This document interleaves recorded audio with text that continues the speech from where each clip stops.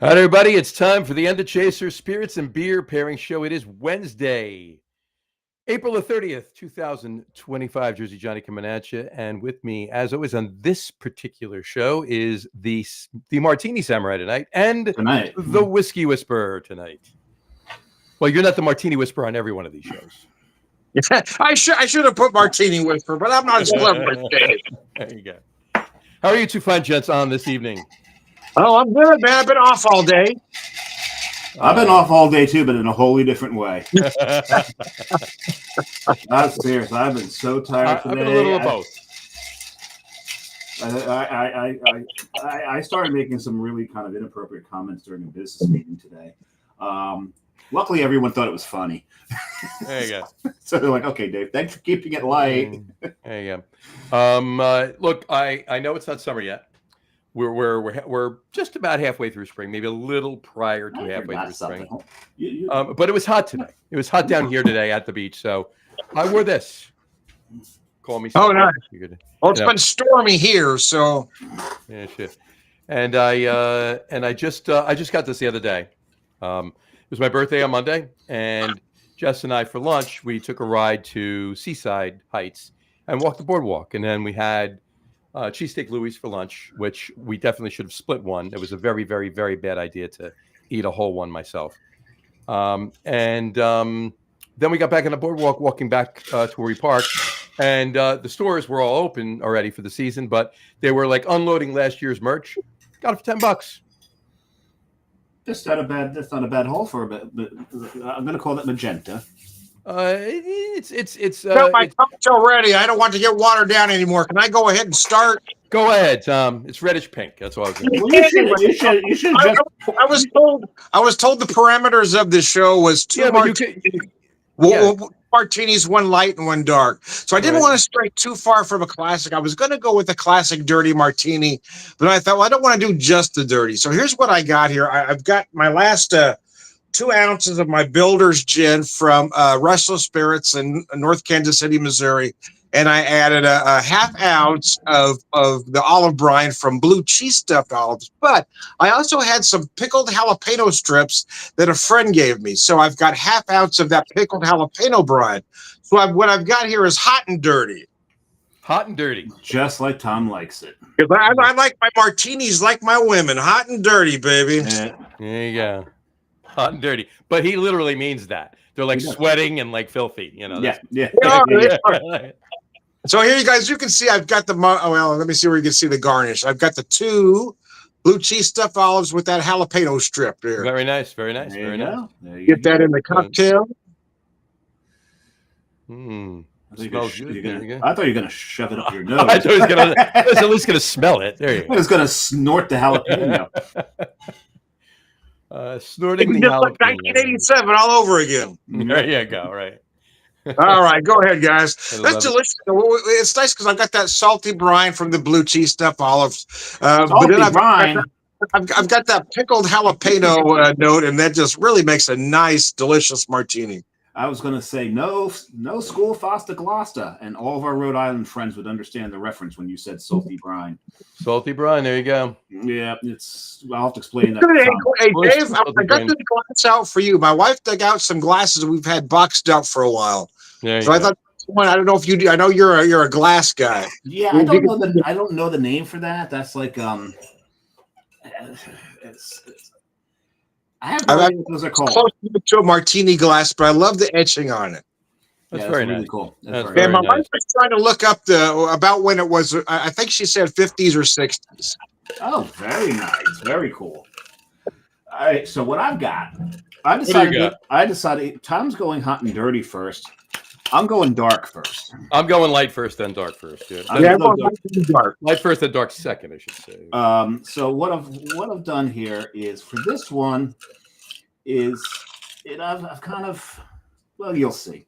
So as you know, I was in Austin and I went to Still Austin and I picked up a bottle of this. All right. Still Austin's Cask Strength Rye Whiskey. Very nice. Very nice. Oh wow, nice.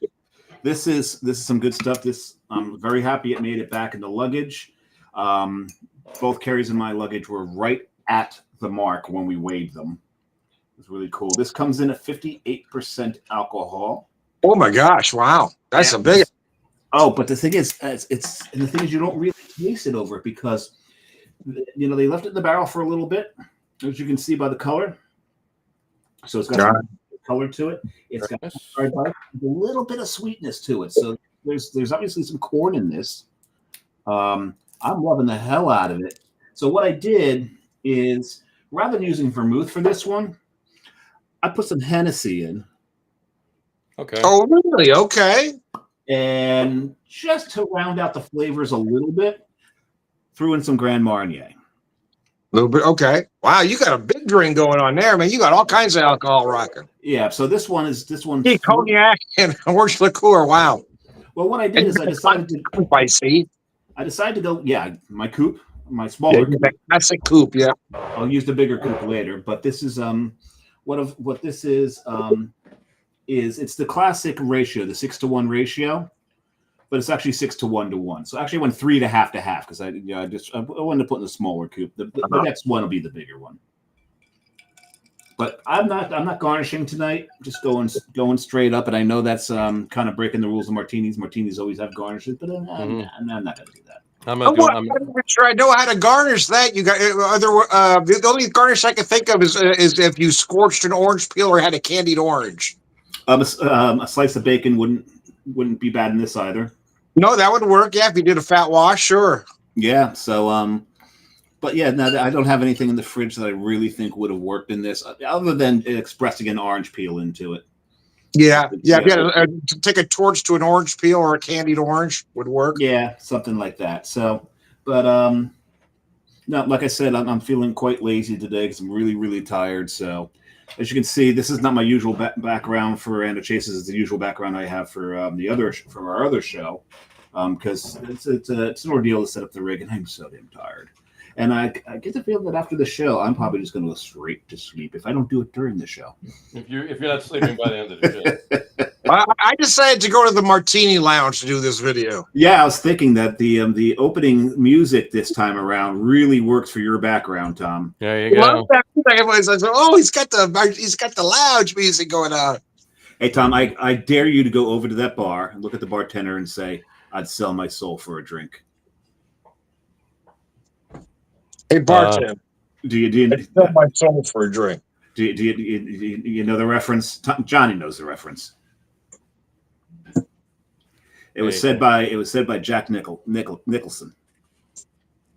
Yes, it was.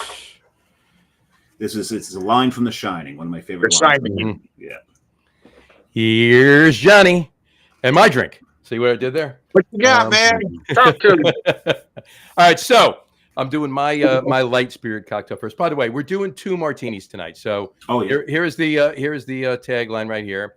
Team Martooneys. I mean 2 martinis. There we go. Yeah, there you go. There we go. So I went like we're going to be speaking like that when we're done with these. Of course. So what I did first was I'm going gin, right? But I wanted to do something a little different. Obviously, I didn't want to do your typical martini. I was going to do my one that I used Lillet Blanc in. I didn't feel like it tonight because I wanted to try this. There's a drink called the Hanky Panky. It's an English drink, and it's gin, Fernet, sweet vermouth, and that's called pretty much equal. Well, it's actually gin, sweet vermouth, equal parts of those, and then just a little bit, just a splash of Fernet. That's the Hanky Panky. But I like Fernet, so I'm leaving out the sweet vermouth, and I went 2-to-1 gin to Fernet, and I'm calling it a Pankitini. Pankitini. So what's the the gin is the Dismal Harmony gin. Thank you very much. That's a beautiful gin. That's a very, very beautiful gin. Very, very beautiful. And then I used my. Is it not a local product to you, Johnny? It is. It's from, more to me though. More to Dave, but local in New Jersey. Okay, that's what I've never heard of it. So and then I used my Short Path Distilling up in Everett, Massachusetts, Fernet, and a couple of dashes of orange bitters. Oh, there you go. Okay, gotcha. And here is my martini. There you go. It almost looks like a pickle martini. It That's, almost does. It's the Fernet. It's the Fernet's a little darker. So it's the same color as a Tom's. there you go. So, but not quite the same color as mine. not quite. Well, you went dark first. We're going dark later. Yeah. So, all right. so cheers, folks. Cheers, guys. Well, my second one's got so much going on, it would have overshadowed. Oh my God! You guys got to taste this here. Taste Well, that's I'm not a fan. I'm not a Fernet fan, man. This is fantastic. Well, Become a Fernet fan. This is fantastic. Drinking Fernet. I'm not drinking Malort. Oh, did you hear? Malort has now made Malort drops, candies. Mm-hmm. It's called, and Doug's listening, and he knows. Yeah, he sent it to me. He said slancha, and then he just said, Doug said, "Nice, Johnny. Love Fernet Branca. Great stuff. I love Fernet. Love Fernet." But the what you call it? The Malort drops. They're calling it Malort sucks. And I said it to my son. If you remember my son on our trip to New Orleans when we got back to Athens in one of the bars there, they failed to card him. I won't say which bar so I don't get them in trouble. But he had some of the barrel-aged Malort. So he's tasted it. So I sent the picture to him. His comment was, Malort-flavored candy should be a war crime. He's got a way of putting things, that kid. I'll tell you. That's hysterical. But this is fantastic. I'm really pleased with this. This is this is the introduction of a Pankitini right here. There we go. And this one I did not name. I originally did this with the High West Rye. The High West Rye is lighter in color. It's a lot drier than this Still Austin's. So what I did, it was more one of those where you take the sip and it's just like so vaporous. It was so dry. I'm like, I'm gonna do it with the Still Austin. I'm gonna sweeten it up a little bit, and sweetening up a little bit, this really works. So I think I actually need to give a name to this one. I mean, we got some. What's a fancy part of Manhattan? Soho? No, that's far from a fancy place. What about Upper West Side? I'm gonna call it Sutton. No, Sutton. Sutton Place. Sutton Place. Yeah. Maybe I call this a Sutton Place because this is like throwing Hennessy and Grand Marnier. We've made it a little pinky out. Sutton Place, York Street. You could do York Street. I may call it the Upper East Side. Well, either way, I mean they're both. Oh, Central Park West. CPW. I'm going to call it a CPW. There we go. I'm going to call this a CPW because this it's kind of like a Manhattan, but a little on the fancier side. I like it. We already talked about doing that, Doug. I just said you guys got to do a Jefferson's Malort cocktail show. Do it. Well, we just got to get Tom to get Malort, and we can. No. I've said if Tom agrees to it, I will send him a bottle of Malort. I will agree to it. I'll agree to it. Okay. So hold on. Tom? What was your Tom? I'm going to need your. What was the name of your drink? The Hot and Dirty. Hot and Dirty. And Dave? Oh, you're the CPW, right? Yeah, CPW, Central Park West. There you go. Just write them down. There we go. Write them down. Cool. This is really tasty. This is going in the book, gents. This one right here. Yeah. This one may go in the book too. The next one is definitely going in the book because when I first did this, well, I'll get to that story. Tom, are you ready to make your second, or are you still slogging through the first? Are you done with your first already? No, I'm not doing my first. I've still got some stuff. Oh, so you want to make the set? You don't want to drink and then make. You want to just make them and then we'll go back and forth. Well, this is at a chaser, and this is what we do: is we go back and forth, right? We don't finish our first drink. We go back and forth and see how they work together. Let's do it. I'll be right back. I got to jump up and grab my glass. I've got it chilling. Okay, so while he's grab your ass, is that what he said? Somebody's ass. Well, while he's doing that, I'm going to put mine together and I'll talk about it since I already started talking about it. I'm going to get my ice into my shaker here. So the first one, so that I'm not upsetting anybody who's got, their ideas of how a martini should be made. The first one I stirred. The second one I'm going to shake. Thank you, James Bond, for making this division amongst martini drinkers. A martini is supposed to be stirred, and And the only reason Bond said shaken not stirred is because one of his nemesis in one of his first movies had his martini stirred. He had it shaken just to give him a big FU. Right. This next one, I start off with almost a classic martini. Almost a classic. Almost a classic. So what I'm doing here is the first portion of it is, instead of gin, I'm using one. It's funny because John used a gin that was closer to me in Morristown. And you're using a... I'm using Aquavit from Asbury Park Distilling, which is a lot closer to John. Interesting. Okay. So Aquavit and gin are very, very similar. It's just the herbs are a little different. Slightly, yeah. So the botanicals a little bit different. Yep. Yep, the botanicals are a little different. So, I'm going to do 2 parts of this Aquavit. Toss that in there. Mm-hmm. I didn't go all the way to the top because I didn't want to spill, so I'm just putting a little splash in there. And I do have my dry vermouth, right? So, and of course, I do splurge for shit sometimes, so I'm using the Dolan. That's one of the better dry vermouths out there as far as I'm concerned. Mm-hmm. And but I'm only going to do a half part of it, so that's close. So it's a 4-to-1, not the classic 6-to-1. And there's a reason for it because there's a bunch of other stuff I'm gonna put in there, and I'm gonna do probably a heavy half. Heavy half. Yeah, because I want to dry it out a little bit. I got to go into the fridge because I forgot to grab one damn ingredient. Hold on a second, and it's kind of important to this one. Oh yeah. Because now I'm set at almost a classic martini here, but just made with Aquavit. But I didn't want to do something classic, so I've got some lemon juice here. Mm-hmm. So I'm going to throw the lemon juice in there.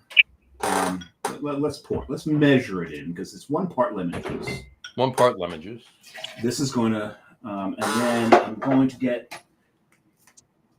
It's supposed to be about. At first, I put a half part in it, but the half part just was a little too overwhelming. I've got my simple, and my simple's a little on the brown side because I used the Demerara sugar to make my simple this time. Oh, that's very nice. Because that's what we had in the house. Sugar, yeah. You want that pigment. So or use granulated sugar.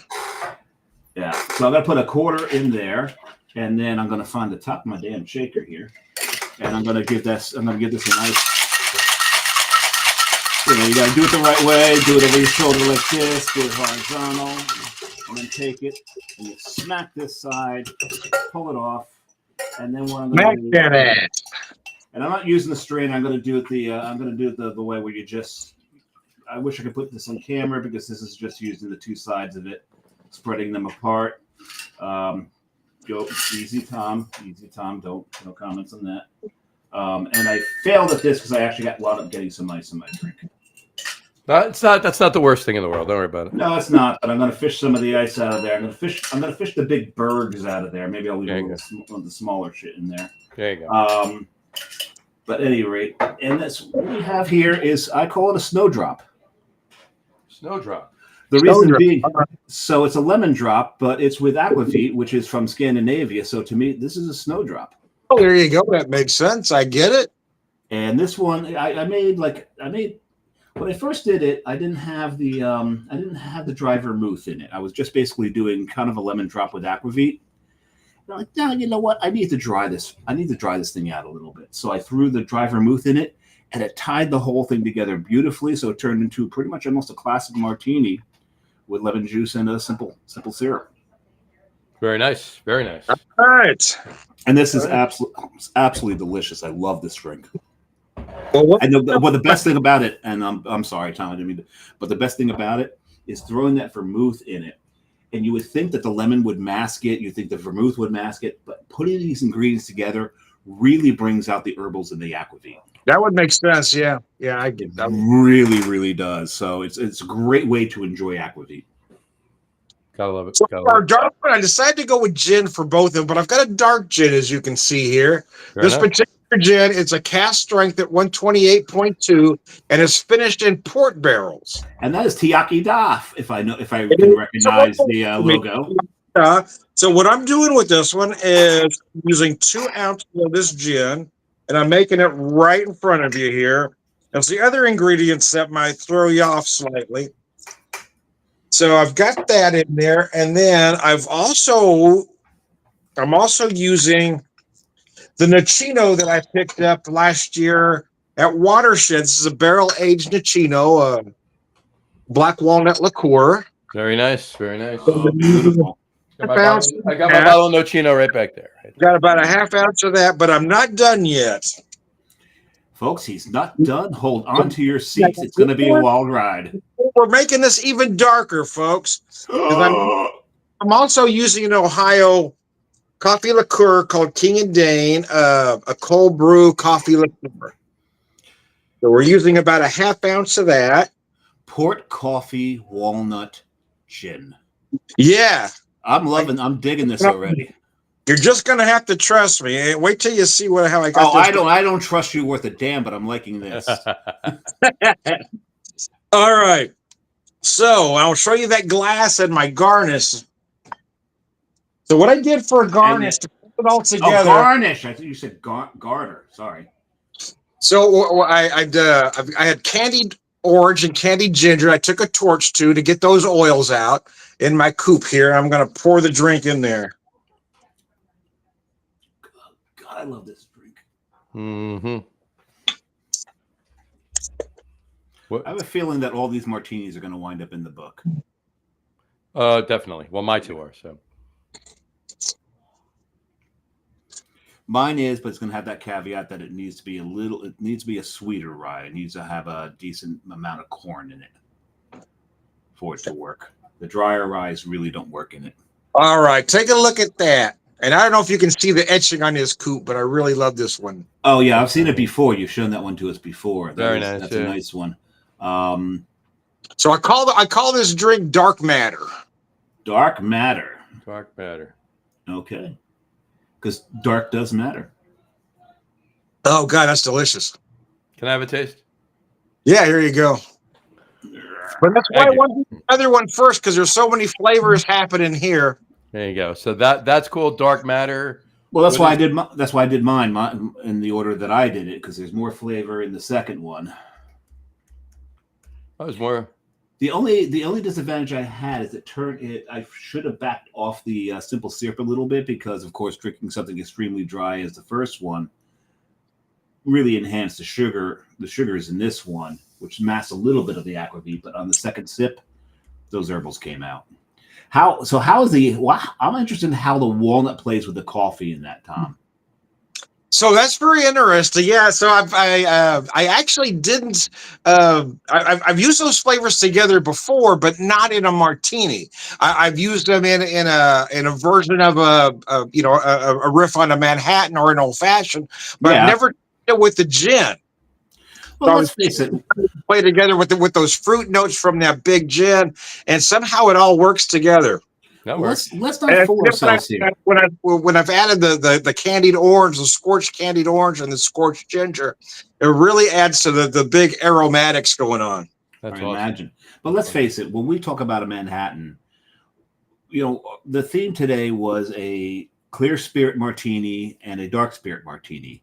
Mm-hmm. And let's face it, a Manhattan is really just a dark spirit martini. A Manhattan's a martini, yeah. Right, so you've done it before. Every cocktail uses the Manhattan as a template, and then you go from there. Yeah, but it's so if you take the family tree, you start off with the martini, you break the Manhattan off, and then there's a bunch of drinks that break off of that Manhattan, because it's a spirit, it's a vermouth with a garnish, which is the definition of a martini. So they're very, as far as I'm concerned, it's the same family. Fair enough. And they're different branches of the family tree. Where the martini is literally the black sheep, sure, family. And my favorite, and the black sheep of the families always tend to be my favorite members of the family. There you go. So, and I do like my Manhattans better than my martinis. I do as well, obviously. Shocker. Right? Okay, so now Tom, you've no, Johnny, you got to make yours now. I made it already, so I just got to tell you what's in it. Tell us what's in it. Before you do that, Dave, what did you name your second one? Dave? Snowdrop. Snowdrop. That's right. Just typing them in there, keeping track of the names. All right. So what I did was I started with a little Rittenhouse bottled and bond rye. Nothing wrong with that. All right. and I put in an equal part of Bully Boy Amaro, the Barbaro. This bottle made an appearance on the Lagerroom Guy show last night. It certainly did. Right?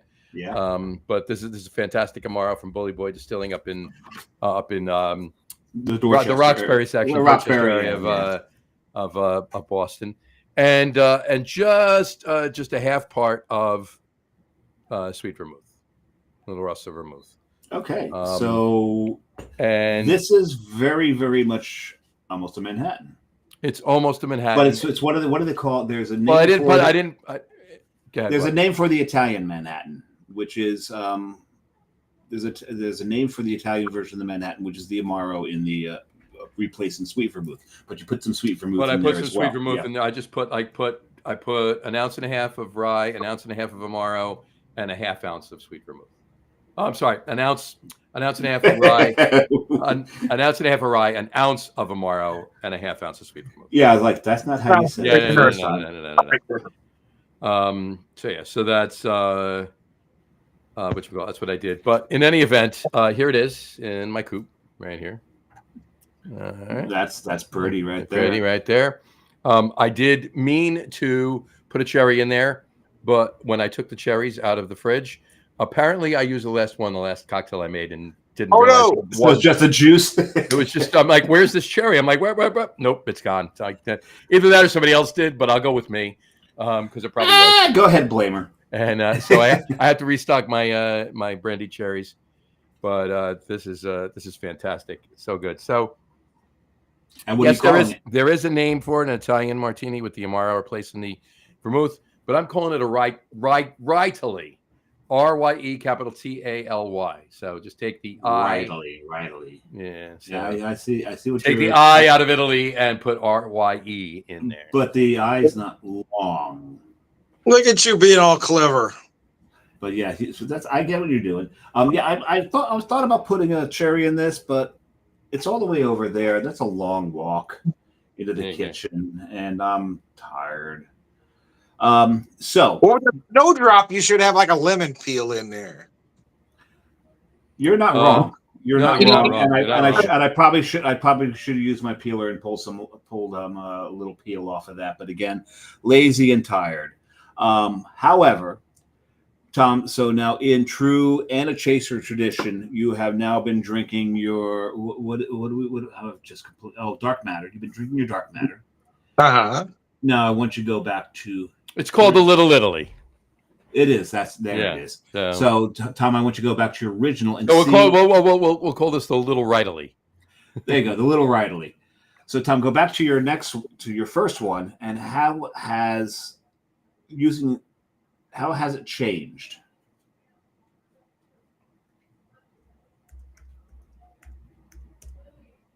Or has it changed at all? I mean, he's thinking. He's definitely thinking. I see him thinking. Yeah, so it actually balanced the spice notes, if that makes sense to you. Oh, absolutely, it does.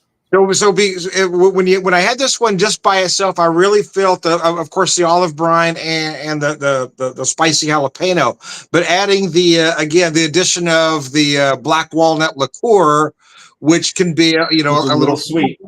Along with the coffee liqueur, it really takes it in a different direction. Mm-hmm.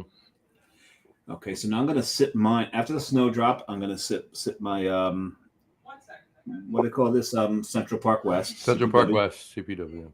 Because I think now we call it Central Park West because CPW sounds like DPW. We don't want to do that. So.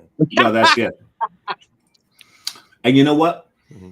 After drinking the snowdrop and drinking this tastes exactly like a Manhattan. Yeah. Exactly. I bet it does, yeah. Like a Manhattan. Wow. I did not expect that to be the case, and it actually tastes like one of the better rye Manhattans I've ever made. There's no sweet vermouth in this.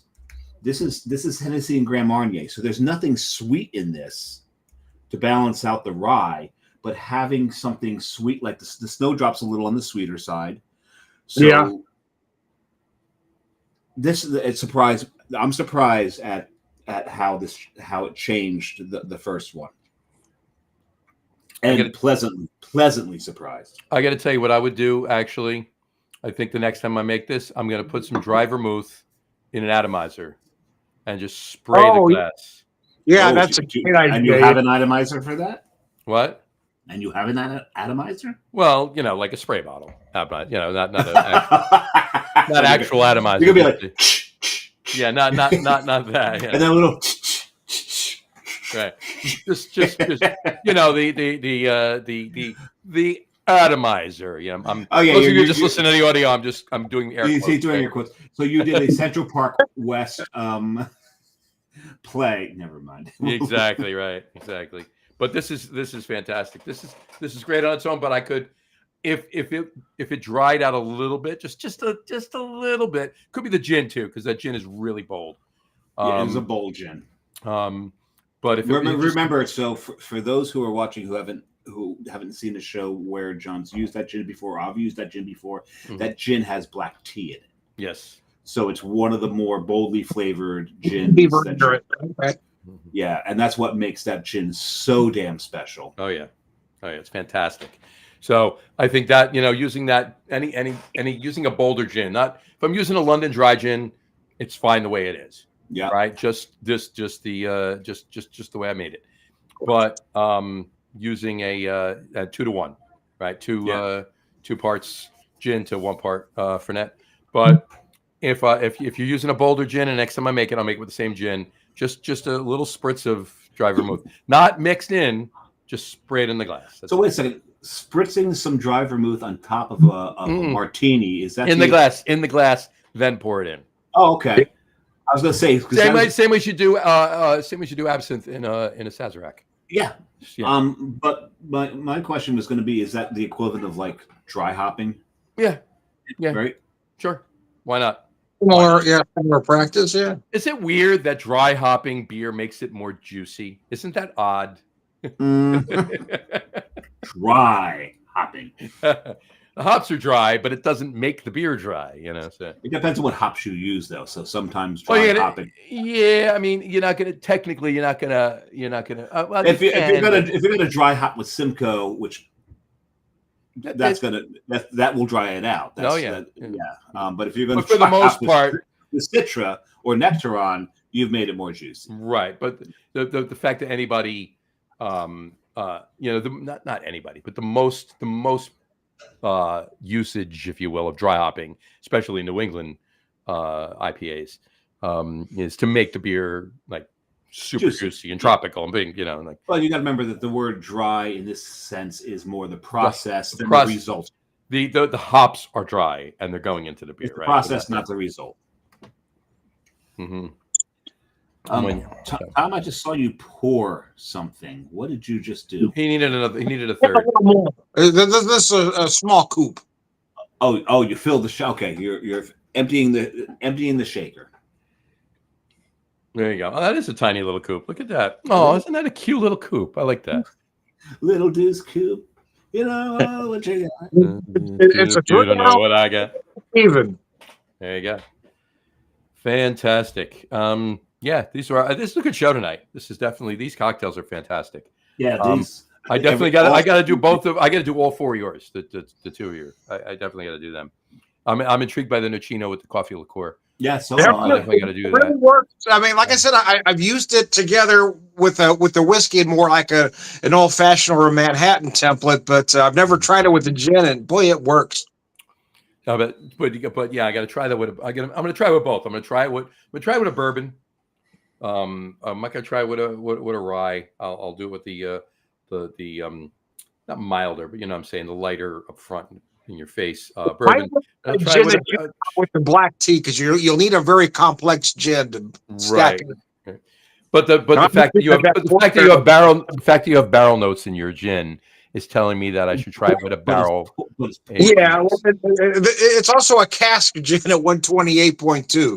So Johnny, if you can't find, I really think a big key to the success of Tom's cocktail here is that port barrel aging. Port barrel aged gin. So maybe what I'll do is I'll use the black tea gin, and I'll put like an eighth of an ounce, just a splash of port. Yeah. There you go.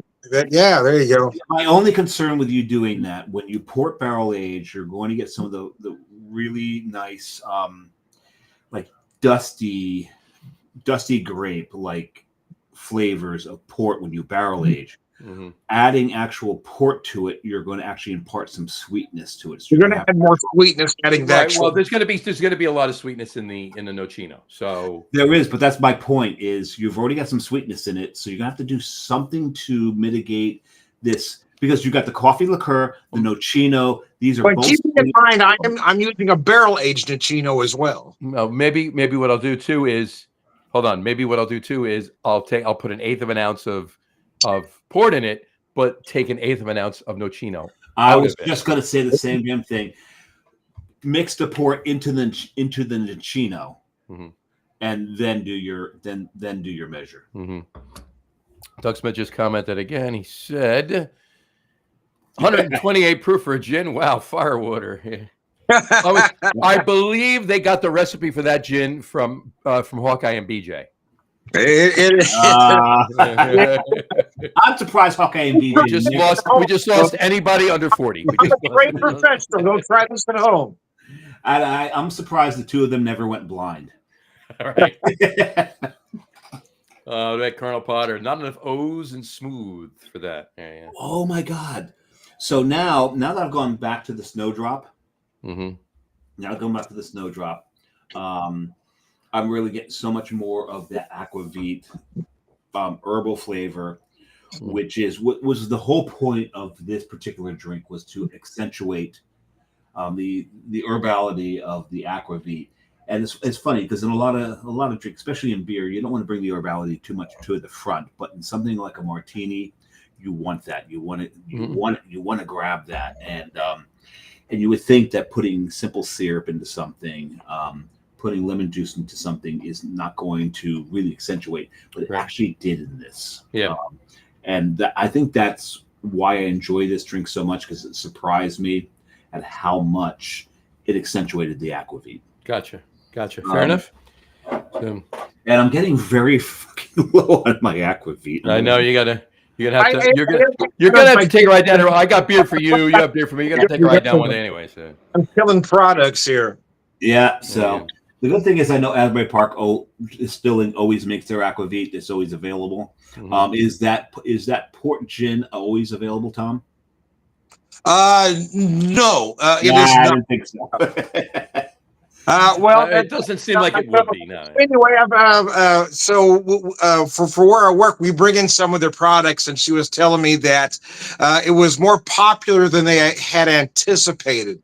So they've had to quit selling it commercially. They had to quit selling it to bars and restaurants. They're only selling it to the liquor stores at the moment until they can get more out there. Okay, so Tom, both. And I'm going to speak for John here because I'm pretty certain I can. If you can get your hands on 2 bottles, we will send you the money. Oh, most definitely. Yeah. If they're still in my liquor store, I will definitely pick up 2 for you guys. For sure. Yeah, definitely do. We will send you the money. This is not because it's not fair, because I have a feeling you're gonna hate. I'm not gonna consider this a trade for the Malort. No, this is completely separate. The Malort's on me, to get you to do a show. And this is, if we do this Malort show, this is going to be really, really interesting to see how the 3 of us, after tasting Malort, and John and I have an advantage over Tom on this one because we actually kind of almost like it.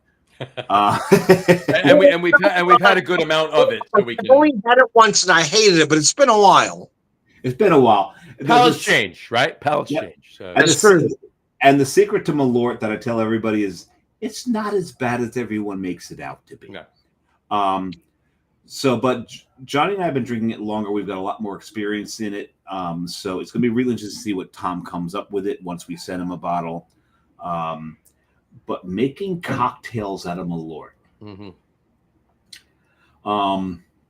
When we do that show, we need to reach out to somebody at Jepson's. Yep. And tell them we're going to do this.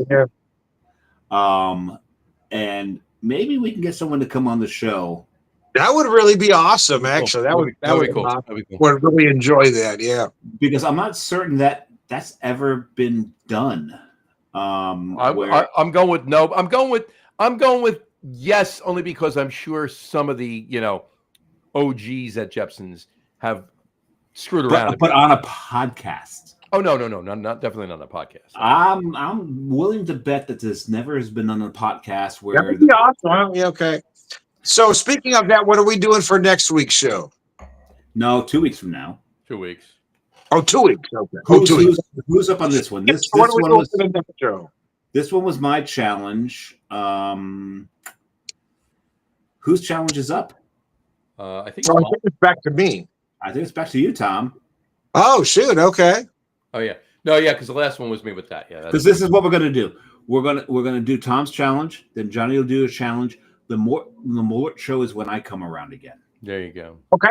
All right. Fair enough. I'll be for that Doug one. just said gin or vodka martinis, like both, but I got to go with gin. Yeah, gin all the way for me. And I'll be honest, Doug, I tell you, up until recently, for me, it's always been the vodka, but I've been finding an appreciation for gin.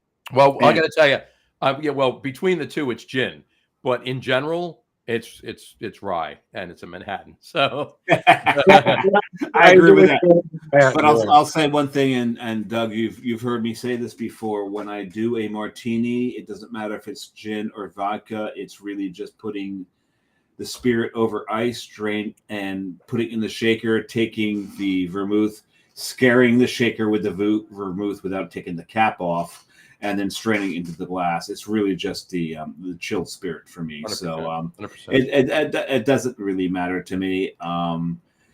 Let's face it, when you get to the level of martinis, gin or vodka, it starts to kind of almost become about the garnish. Mm-hmm. Right? He's not wrong. He's not wrong. It's the cocktail that shapes what you're bringing. Right. Exactly. So is it going to be dirty? Is it not going to be dirty? You're going to do pickle? You're not going to do pickle? Or are you going to do dark? There's. I almost did do a pickle gin martini tonight. I did almost do that. I did. That was oh, my. The dirty pickle. Oh. Well, you can change the name, Tom. Now that you say that, I should have called it the dirty pickle or the hot dirty pickle. Do we want to leave it hot and dirty, or want to make it hot dirty? Well, no, because there's no pickle in his. Being brought it up. Let's go full on dirty. The hot dirty pickle. But was there pickle in that at all? Yeah. Pickled jalapeno. Oh, pickled jalapenos. Yeah, we actually have a bar in New Jersey called the Chubby Pickle. Yeah. Love that place. Yeah. Shout out to them in Atlantic Highlands. Love drinking there. Mm-hmm. The first time I was there, I didn't realize I got dragged there by a particular brewery owner whose name we don't say on any show. But I don't have a picture of him anymore, so I can't. Oh no! I have a picture of him. I don't have the. Oh no! Not for nothing. He did not drag me there. It was actually the owners of the bar that invited me and a couple of my friends. We went there, and it was a actual toga party. And it was my first time at the Chubby Pickle was a toga party, and we had so much fun. And then we went to try to settle up at the end of the day, and someone had actually paid our tab. Oh God! Wow. You want to? I'll give you. No, I'm not going to give you three guesses, Johnny, because I don't want you to say the name three times. You don't have to ask me. You can ask Tom who he thinks it is. But at any rate, yeah. Show and tell. Show and tell. What? Show and tell. So my birthday was 2 days ago. It was. Are we all doing show and tell here? Because I don't. The lovely. No, you don't have to. Just for me. The lovely. When he says, right? The lovely what? I'm sorry. He's 35, right? No, he's 35 again for 35. 35 for the 23rd time. Yeah. Now here we go. So 35, you look like hell, but 49, you don't look too bad. Let's go with 49. And he's the youngest person on the show right now. And I am. All right. So the lovely Jessica. So now she bought me. She just bought me with a bunch of stuff, right? But this was one of my favorite things that she gave me right here. There we go. So if you have not, so Great Jones is the only distillery in Manhattan. Oh God! So what? I'm looking at it, Johnny, but I can't see the ABV. Oh, it's 43, so it's 86 proof. 86. Oh man, that looks. Oh man. And I'll say one thing: John's doing them a disservice by just showing you the bottle, because I'm pretty certain Jess gave it to him in the packaging. They straight up Central Park West their packaging. Yeah, they do. It's a beautiful packaging. I've been there. You see the apple on the top right there. Yeah, it's with the lightning bolt through it. There you go. So okay, so if we're doing hold on. One other thing. She also bought me this too. Cool little thing. And this is going to be just a lower end good bourbon, but I'm definitely going to put it in there and infuse some things. Oh yeah. Wow, I love that. So goes in there. We'll fill it up and we'll infuse it with. There you go. Okay, so if we're gonna do show and tell, show and tell, just a game I play. I'm sorry. As I start, I channel my inner 70s for a minute there. As I start talking about this, in the soul, baby.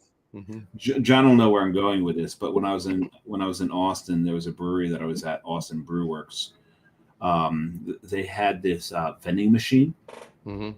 And there was some cool ass shit in this vending machine, and I had to get something, and I'm gonna have to take my headphones off to show you. Take them off. And put them back on, but put them back on there. Yeah, so I got this out of the vending machine, and so Tom, you have been on a show with Alacron, Tony Drury, right? Uh-huh. I actually got the chance to meet him while I was out there. Oh, nice. And I was able to see him coming up to where I was. He couldn't see me, so I was able to put this on before he saw me and surprise him dressed like this. So that was a lot of fun. So, Tom, you got anything to show and tell? Hold on one second. I got to throw this up here.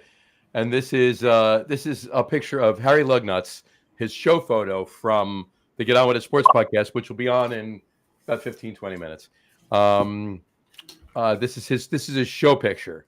And there you go. There you go. So, and if you notice, he's wearing this is from, because we started that show as well in the middle of the pandemic in 2020. So he's got a mask on underneath the mask. So basically what John has said here is we have to have a luchador match between Harry Lugnuts and myself. How about all of us? All of us. We'll get Radio Pete involved too. We'll do all of it. Oh, that would be a lot of fun. It's going to be there's going to be a lot of Ben Gay used afterwards. Yeah, that's for sure. Because we're all old fucks. Mercy. So this was Pete and I on Sunday. Oh, he came down, huh? We were out there. We were out in Long Island, so we met him. We met up with him afterwards. Oh, nice. So there's Pete and I on Sunday. But you were. I'm showing you this for a reason. Look at my face and look at his face. All right, just keep that in your mind. You both look like you had a sour pickle. Keep that in your mind. All right, this is the same photo, but from 25 years ago. Are you both looking very sour? Yeah, So, both entirely disinterested. 25 years, a couple of pounds, many great. 25 years. Y'all don't smile in Jersey, apparently. 25 pounds. But you know what? I got 25 years, a few pounds, and many gray hairs, but we still have the same damn expressions on our face. But the thing is, I'll say he hasn't added too many chins. No. He's still got the two. Right, exactly. He's held it two, so good for him. Mm-hmm. Good for him. There you go. As have I.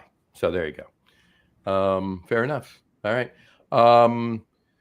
Yeah. This was an amazing show. I think this was a lot of fun. This was a lot of fun. This was one of our better shows so far. Okay, so Tom, what's our challenge in 2 weeks? What is the challenge in 2 weeks?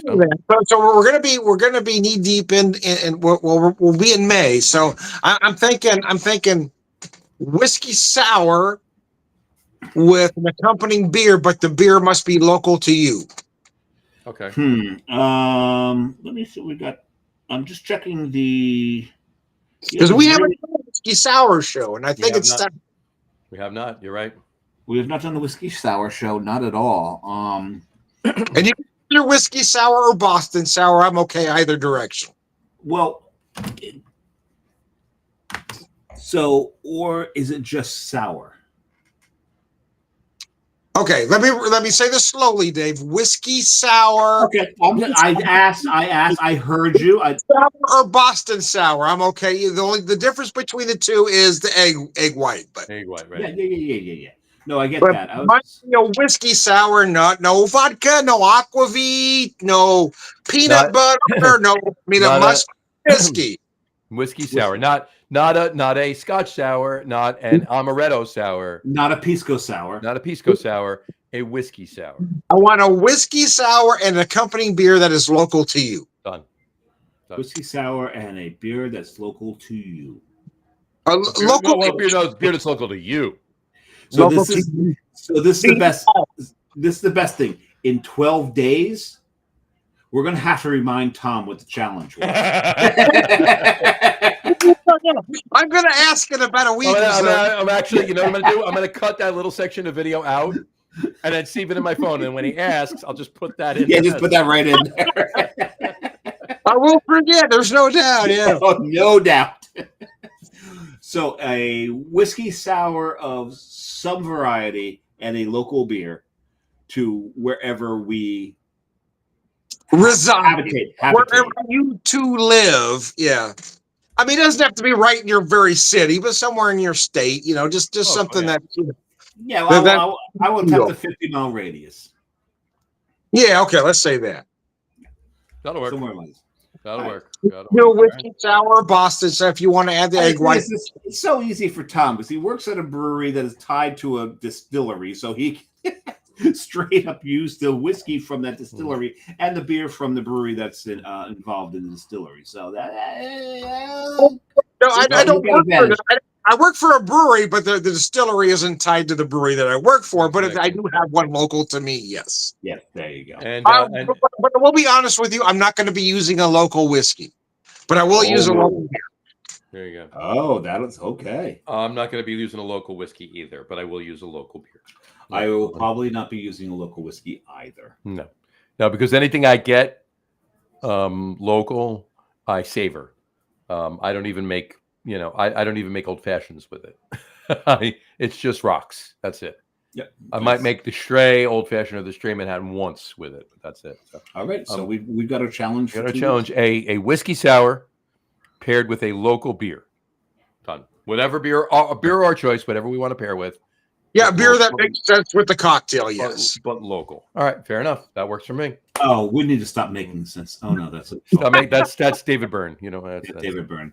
Yeah. Same as it ever was. Same as ever. Same as it ever was. Line up those hot dogs. Line up those hot dogs. Have you heard that story, Tom? So a giraffe walks into a bar. He says, "Hey guys, the high balls are on me." Actually, the high balls are on them if he walks right over them. Yeah, it depends. Yeah. So do you know the story behind Same as It Ever Was? No, huh? In the once in a lifetime video for Talking Head. Yep, where he's doing that. It's so he went to RISD, which is the Rhode Island School of Design. And, know that. Okay. One of the late night eateries it's called the New York System. It's in Rhode Island, and it's outside. It's actually a little west of Federal Hill, I believe, the one they go to. Just west of Federal Hill, yeah. Yeah, it's a hot dog place, and they have this meat sauce, which is mostly grease. But what they would do is when they'd make it, if there's a bunch of them, and different vintages of grease too, by the way. Oh, yeah. There was a terroir to the grease. Absolutely. But there's more terroir added because the chef, yeah, we'll call him a chef, whatever. The chef, he would put the hot dog buns on his arm. Oh, God. Put the hot dogs in the bun while they're on the arm, and then put the sauce on top of it.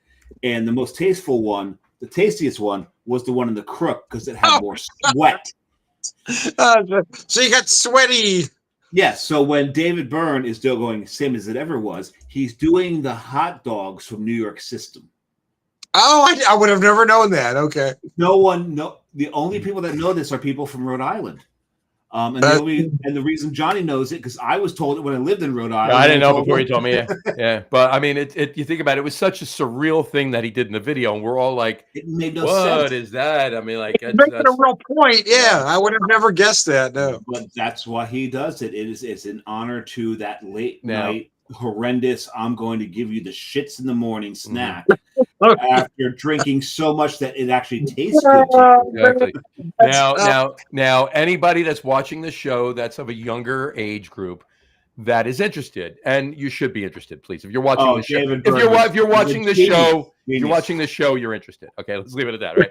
So, anybody the younger age group that doesn't know what we're talking about, just open up YouTube and type in "Talking Heads Once in a Lifetime," and you'll see what we're talking about. That's funny. So there you go. All right. While you're doing the outro, I'm going to make another snowdrop. Make another snowdrop. Go for it. This was a fantastic show. But on that note, we will wrap up the show for today. We want to thank everybody for watching. And for those of you just listening to the audio podcast, thank you for listening. Don't forget to visit our website. All of the End of Chaser info will be located on www.lagerroom.com. That's LAGERROOM.com. And please remember, like us and follow us on Facebook at End of Chaser. And of course, too much fun. And of course, all of the shows are available on YouTube as well on the Lager Room channel.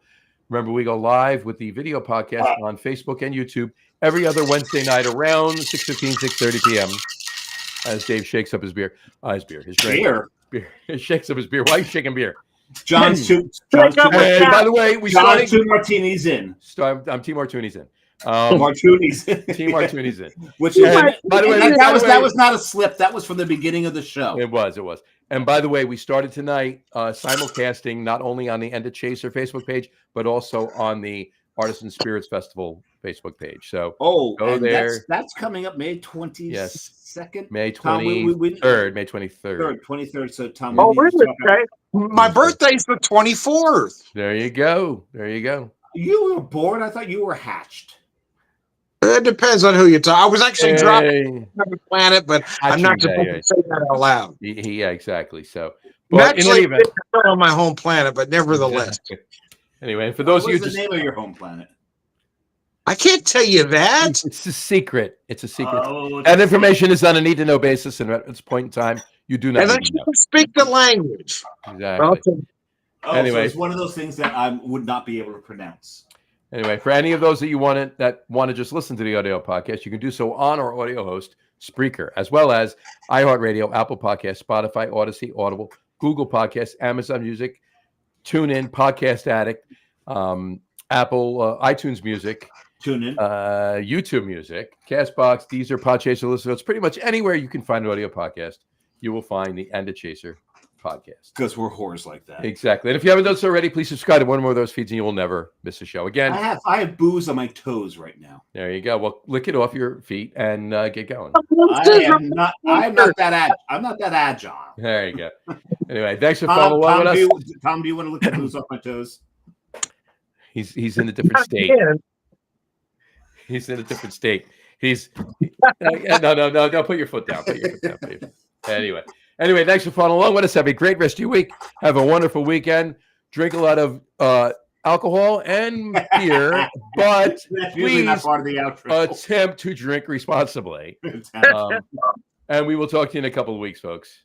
Take care. Have a great one. Cheers.